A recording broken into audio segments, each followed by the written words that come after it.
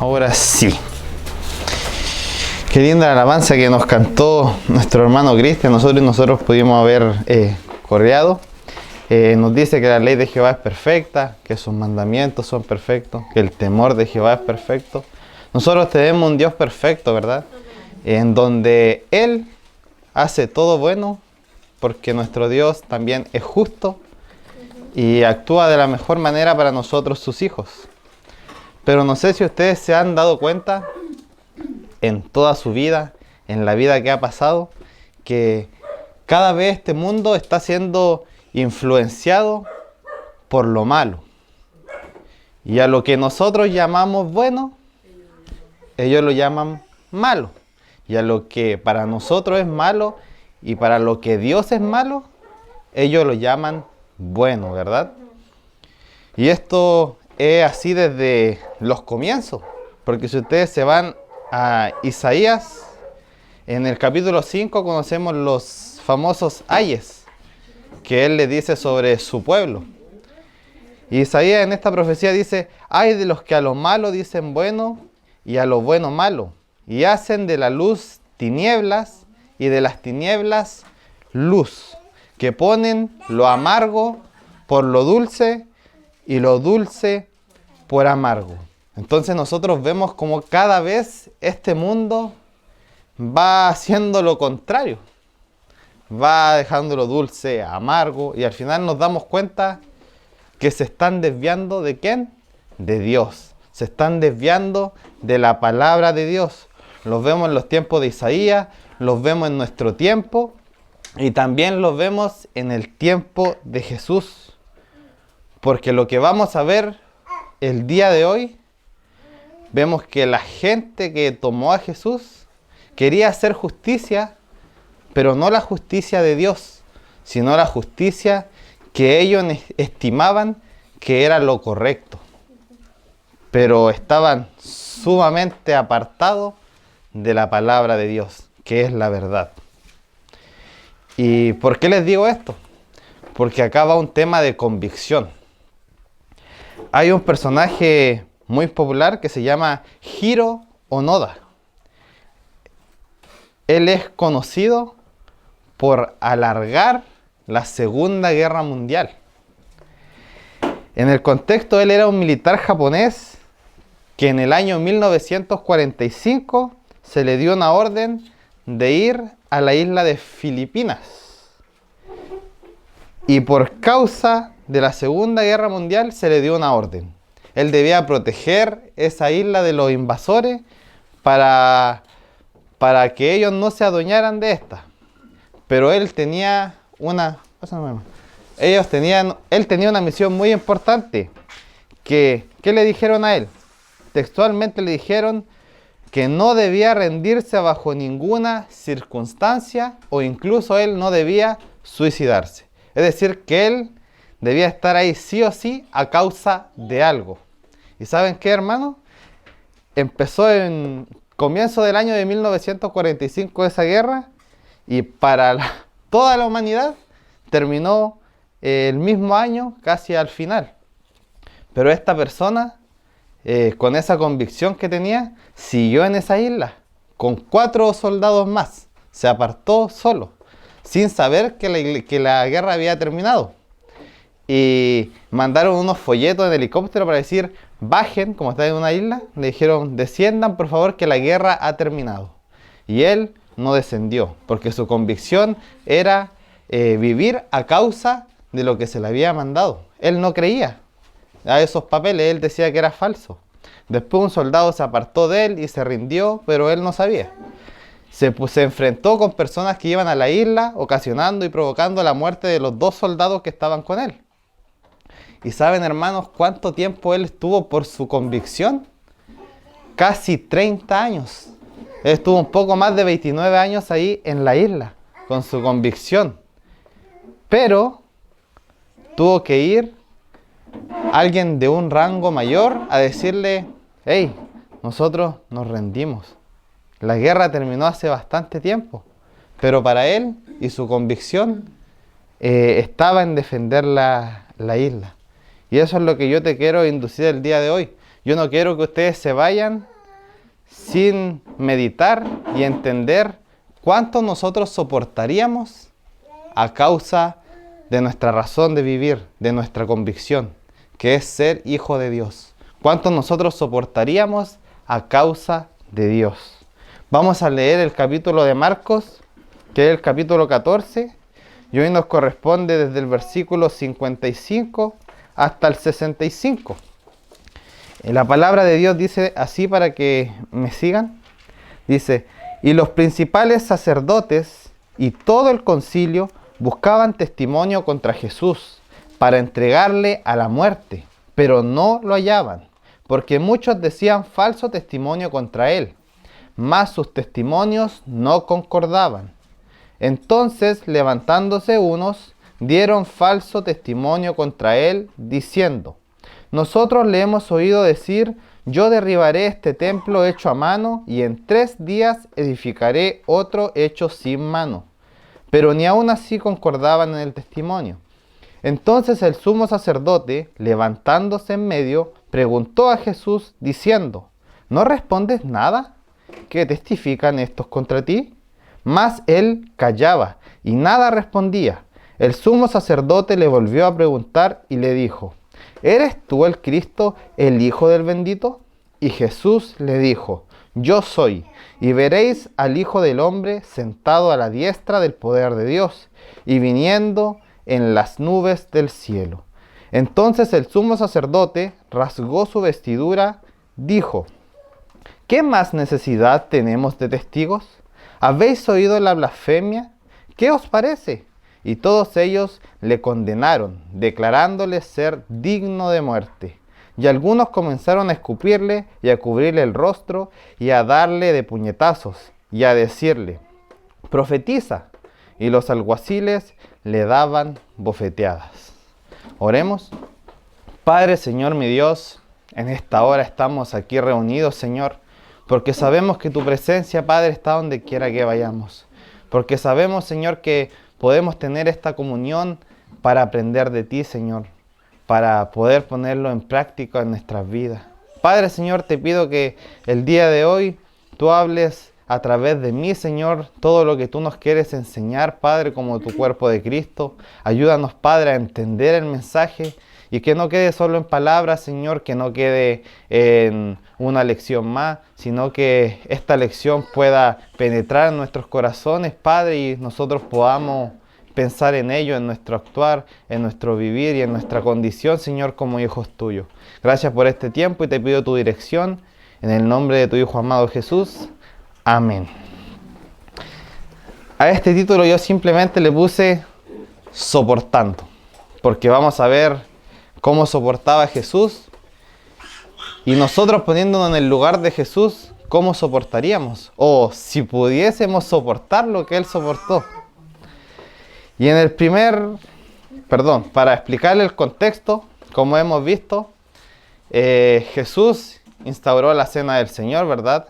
Era donde iba a comenzar la Pascua, que duraba aproximadamente una semana, y a donde podemos ver también que ese tiempo era como la última semana de Jesús antes de su crucifixión, ¿verdad? Y vimos la semana pasada con el hermano Ramiro que Jesús fue arrestado ante los soldados que estaban influenciados por los sacerdotes, los escribas, los saduceos, que eran personas sumamente influyentes, pero que eran sectas religiosas. Y el día de hoy y en los otros días vamos a ver que Jesús pasa por distintos tipos de juicios. Ante Pilato, ahora ante el concilio. Y este juicio que vamos a ver es en ámbito religioso. Y es lo que nos lleva al día de hoy. En el primer punto vamos a ver pruebas inválidas, que abarca desde el versículo 55 al 59. Y dice así: y los principales sacerdotes y todo el concilio buscaban testimonio contra Jesús para entregarle a la muerte, pero no lo hallaban, porque muchos decían falso testimonio contra él, mas sus testimonios no concordaban. Entonces, levantándose unos, dieron falso testimonio contra él, diciendo: nosotros hemos oído decir: yo derribaré este templo hecho a mano, y en 3 días edificaré otro hecho sin mano. pero aún así no concordaban el testimonio. Entonces, hermano, acá vemos algo muy importante, que Jesús, en su condición de haber sido tomado por la gente que gobernaban, que eran muy influyentes ante el pueblo judío, se presenta ante un juicio. Y ese juicio estaba a cargo del sumo sacerdote, que en ese tiempo era Caifás.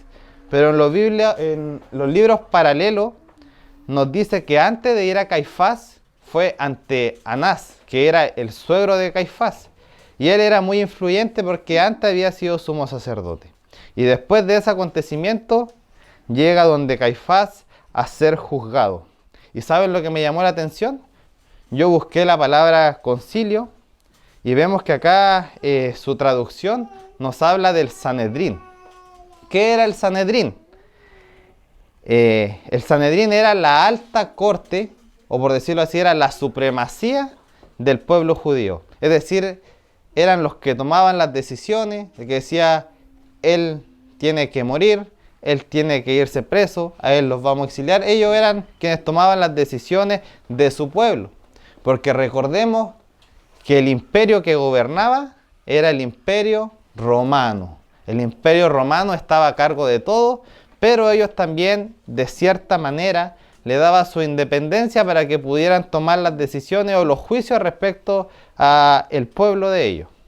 Pero como vamos a ver en otros capítulos más adelante, vemos que este juicio no pasó solamente al pueblo judío, sino que por la condición de este juicio, por la persona que era, pasó a distintas autoridades, incluso llegando a la romana, y después nosotros sabemos cómo terminó todo este juicio.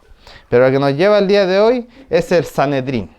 Como les dije, era la alta corte, era la supremacía. Pero ¿saben qué me llamó la atención? Era quienes componían el Sanedrín. Buscando, el Sanedrín constaba de 70 o 71 personas, pero estos eran unos grupos selectos. Y veamos cuál era el primer grupo. Dice que el primer grupo eran sacerdotes o ex sacerdotes, y la cantidad de ellos eran 24. Obviamente iba a estar el sumo sacerdote, y cuando nos hablamos de ex sacerdote, yo me imagino a Anás, que era quienes cumplieron ya el rol de sacerdote, pero ya estaban, ya no cumplían esa función.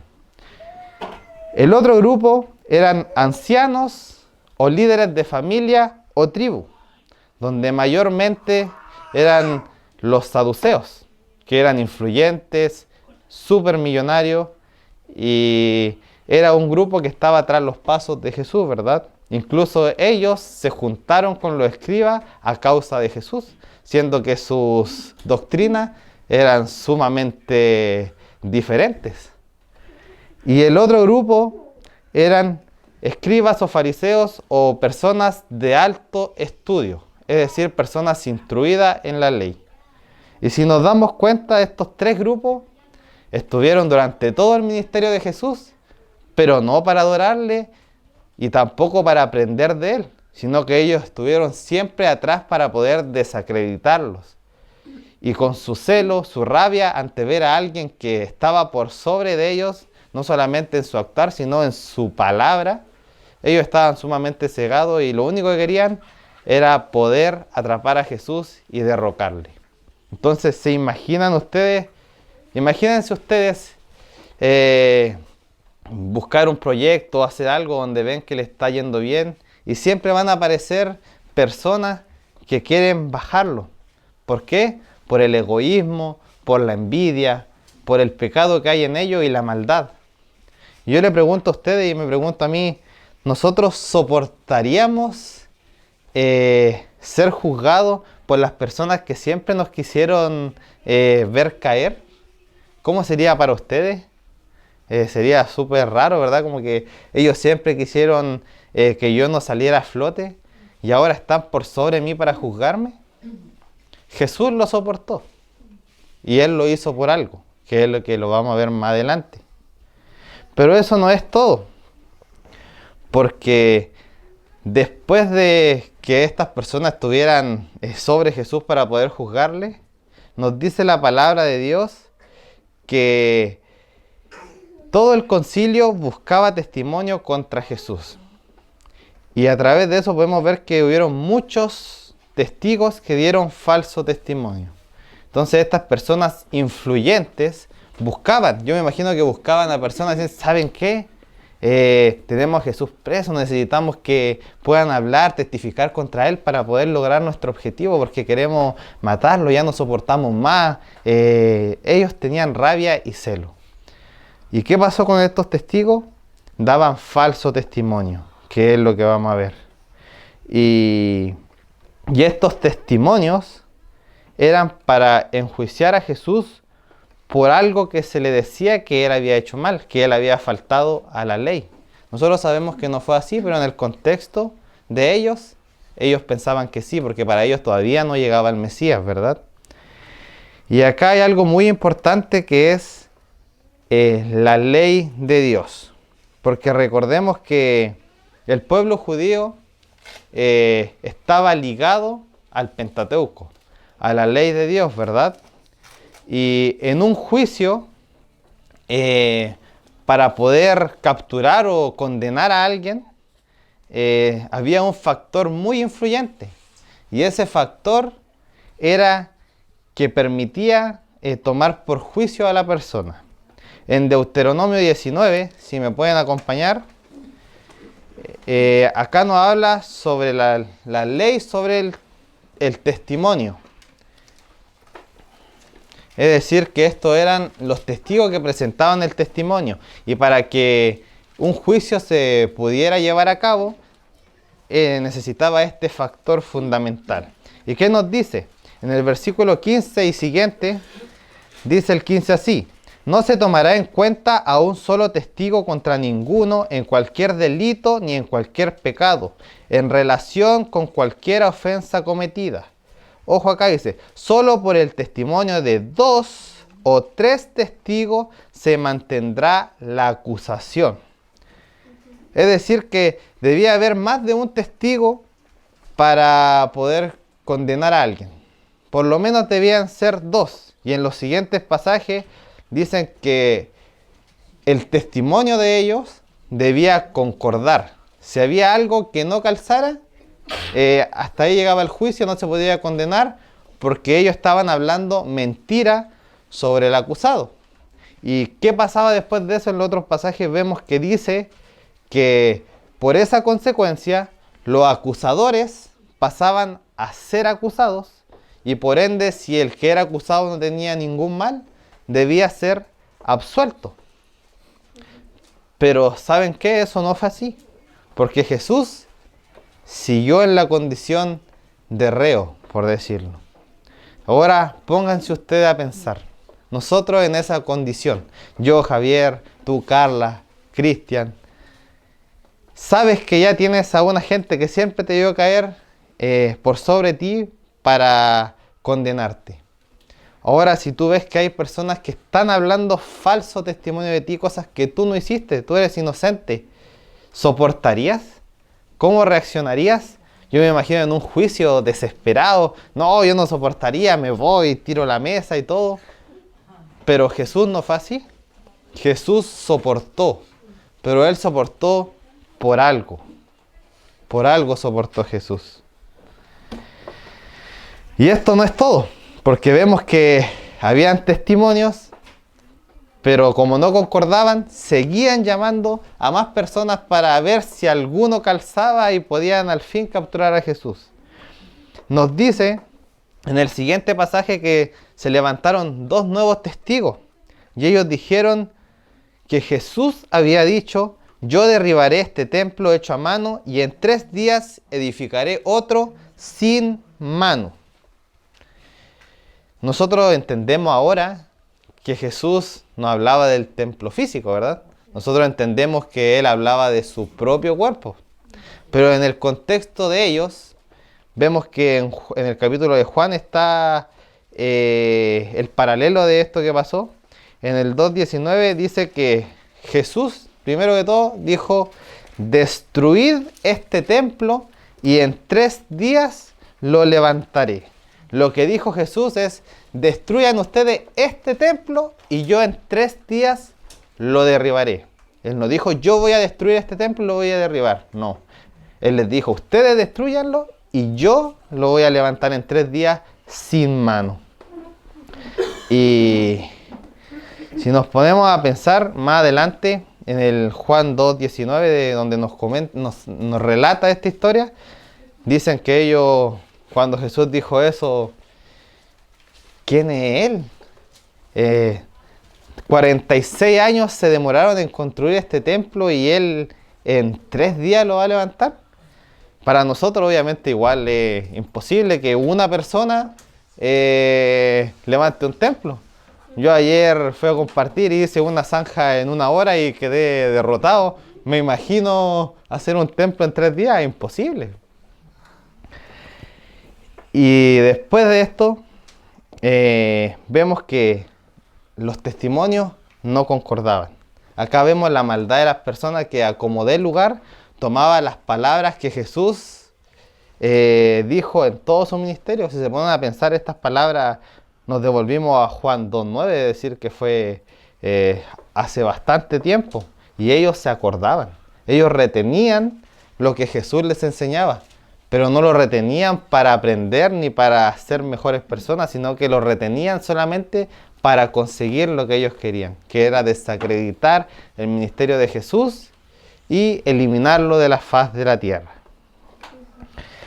Y nosotros vemos que ese significado que él dice se cumplió, porque Jesucristo en el 3er día resucitó, se levantó de los muertos, cumpliendo el plan de Dios.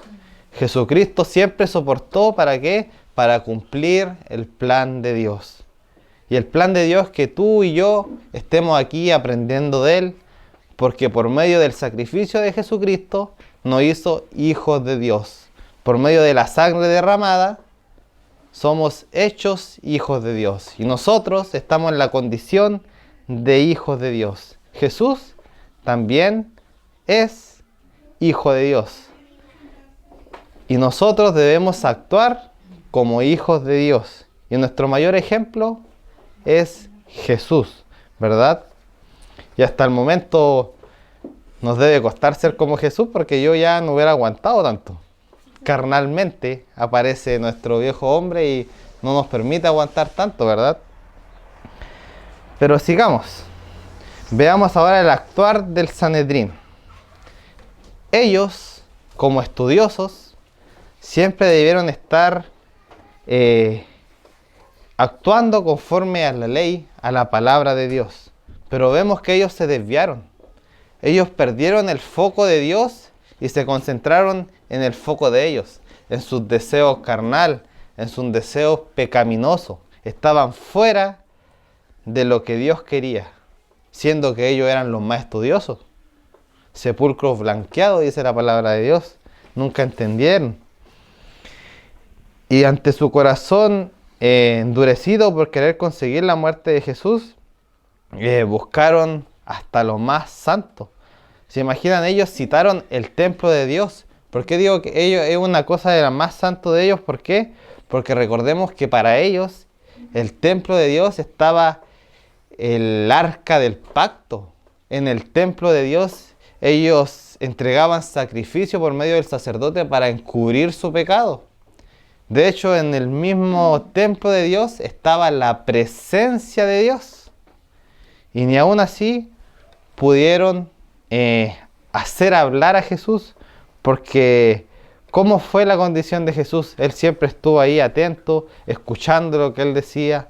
Él nunca se enojó, él nunca habló en contra de ellos, sino que él se mantenía humilde y manso, porque su visión no estaba en pelear con ellos, sino que su misión estaba puesta más allá. Estaba fijándose en el plan que Dios tenía en la vida de él cuando hizo el ministerio acá en la tierra. Y vamos a ver ahora que hay una violación de un juicio justo. Este punto vemos en el versículo 60, nos dice que entonces el sumo sacerdote, levantándose en medio, preguntó a Jesús diciendo: ¿no respondes nada que testifican estos contra ti? Mas él callaba y nada respondía. El sumo sacerdote le volvió a preguntar y le dijo: ¿eres tú el Cristo, el Hijo del bendito? Nuevamente se ha hecho para mí un pasaje regalón, Isaías 53, donde podemos ver el actuar de Jesucristo.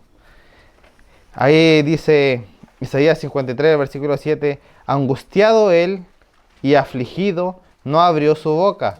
Como cordero fue llevado al matadero, y como oveja delante de sus trasquiladores enmudeció y no abrió su boca. Por cárcel y por juicio fue quitado, y su generación, ¿quién la contará? Porque fue cortado de la tierra de los vivientes, y por la rebelión de mi pueblo fue herido. Y se dispuso con los impíos su sepultura, mas con los ricos fue en su muerte, aunque nunca hizo maldad, ni hubo engaño en su boca. Acá vemos el actuar de Jesús, su humildad, su templanza, su mansedumbre, el fruto del Espíritu que nosotros debiésemos tener. Vemos cómo Jesús lo demuestra en este acto, ¿verdad? Él igual era hombre, él igual padecía nuestros sufrimientos como persona. Yo creo que él igual pudo haber estado angustiado, triste, dolido, porque como su pueblo no lo reconocía, pero él aguantó, él soportó, porque él sabía que tenía que cumplir el plan de Dios. Y acá hay una condicionante súper importante, porque en el versículo 61 vemos que el sumo sacerdote Caifás le hace nuevamente la pregunta, pero de manera más explícita. Le dice: ¿eres tú el Cristo, el Hijo del bendito? Si nos vamos al paralelo, que es Mateo 26, 62, vemos que esta pregunta tiene una condicionante. ¿Por 26, 62 tiene una condicionante? ¿Por qué digo esto? Leámoslo. Dice: y levantándose el sumo sacerdote le dijo: ¿no respondes nada que testifican estos contra ti? Estamos viendo lo mismo, pero miren qué dice acá el 63. Mas Jesús callaba. Entonces el sumo sacerdote le dijo, ¿qué dice acá? Te conjuro por el Dios viviente que nos digas si eres tú el Cristo, el Hijo de Dios. Entonces, ¿qué hizo el sumo sacerdote? Lo puso bajo juramento. Jesús estaba callado, no respondía, humilde.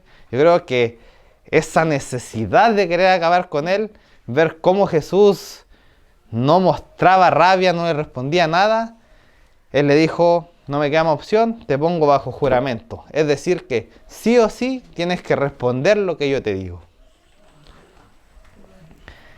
Entonces, vemos que estas personas querían sí o sí acabar con Jesús a como dé lugar. Yo me pregunto, pero ¿por qué tan rápido? ¿Por qué tanta prisa en hacer esto?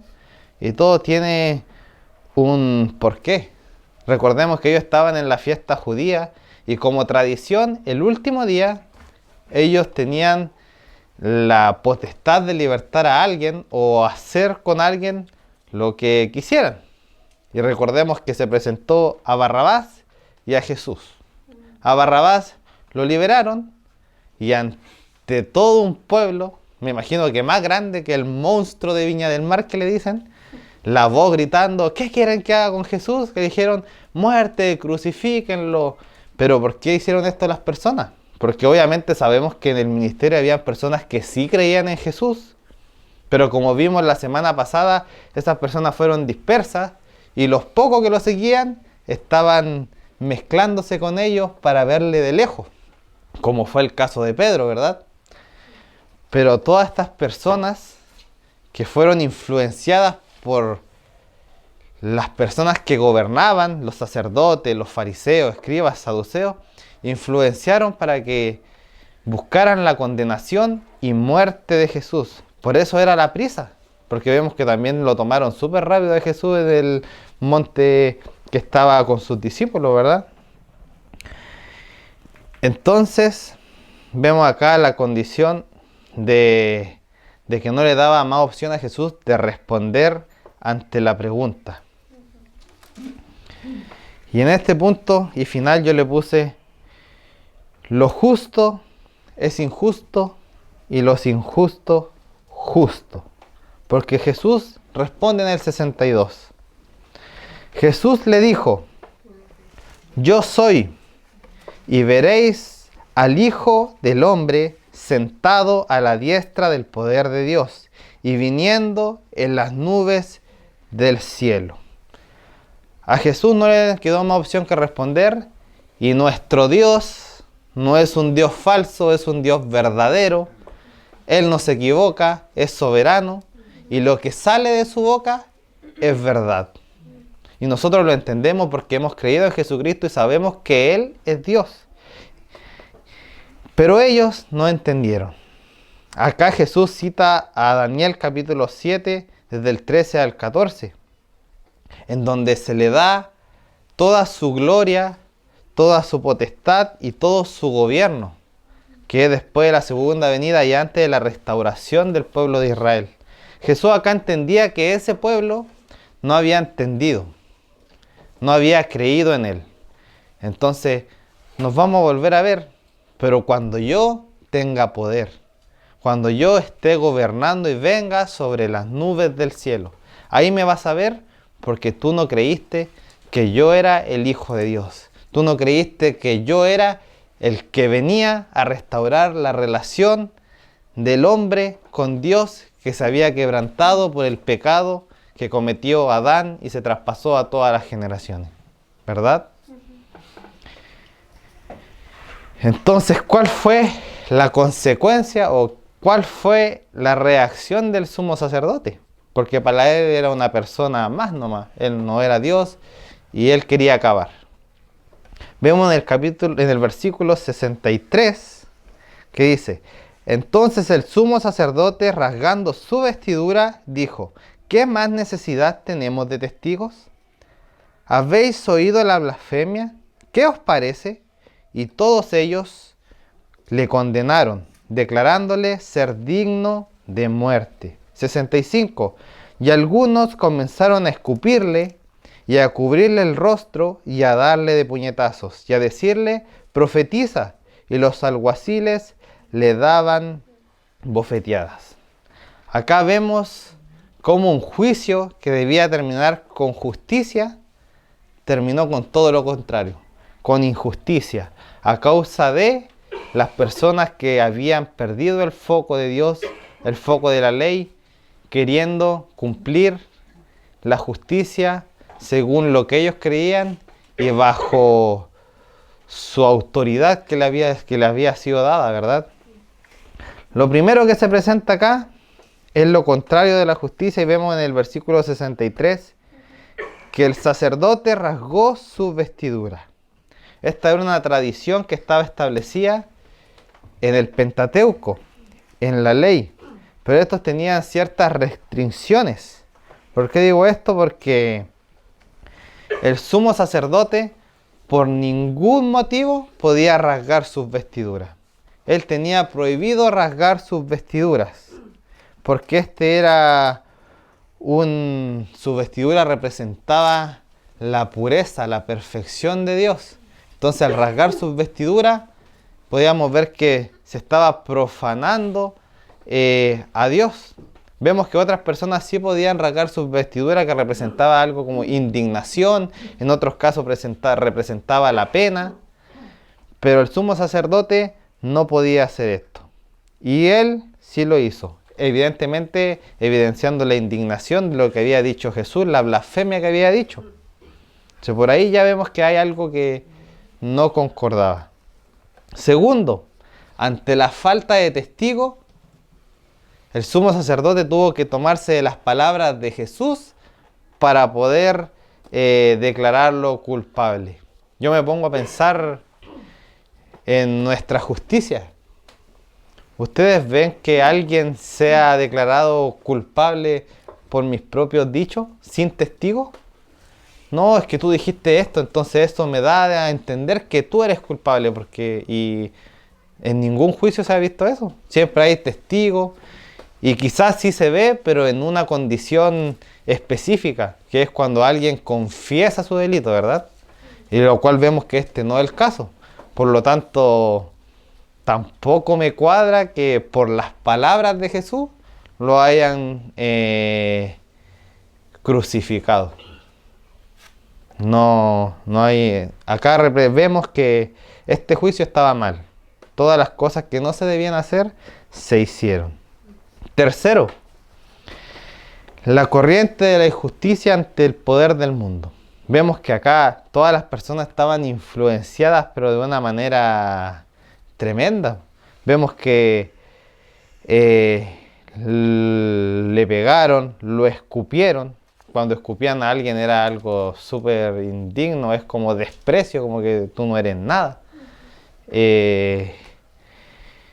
También dice que lo bofetearon y se burlaban de él, se burlaban. Vemos en un pasaje paralelo que dice profetiza, y este contexto era que ellos le estaban pegando y le decían, adivina quién te pegó, adivina quién te pegó, en tono de burla.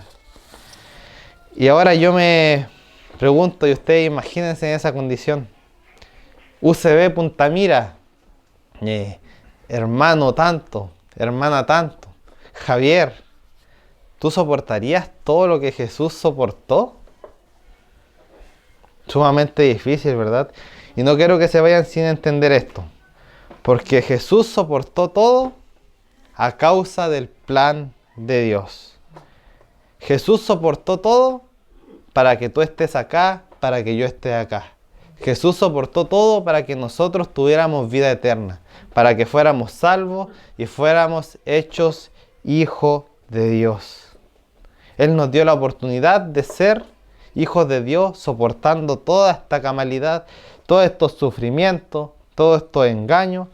Él lo soportó por ti, por mí y por cumplir el plan de Dios.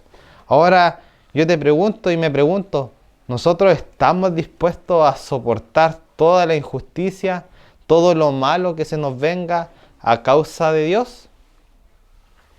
Quizás de palabra podemos decir que sí, pero si nos ponemos a pensar, ¿realmente podemos soportar todo lo malo a causa de Dios?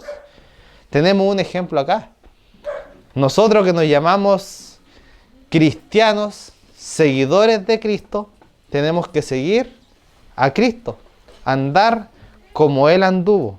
Y Él dio muestra de su verdad, de su humildad, de su mansedumbre, de su calma, a causa de Dios. Así que te animo y me animo a que por causa de Dios nosotros soportemos, porque tenemos una identidad y esa identidad fue dada por medio de Jesucristo en la cruz del Calvario. Así que le animo a que soportemos cualquier adversidad por ser hijo de Dios. Aguantemos burla, aguantemos engaño, aguantemos discriminación.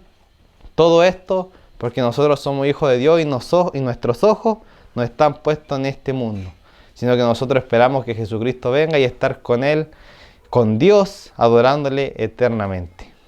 Oremos. Padre Señor, en esta hora, mi Dios, te damos gracias porque podemos aprender de ti, Dios. Podemos ver cómo Jesucristo, Señor, soportó tanto, Padre, para que nosotros tuviésemos razón de vivir, Señor, para que nosotros pudiésemos ser hechos hijos de Dios.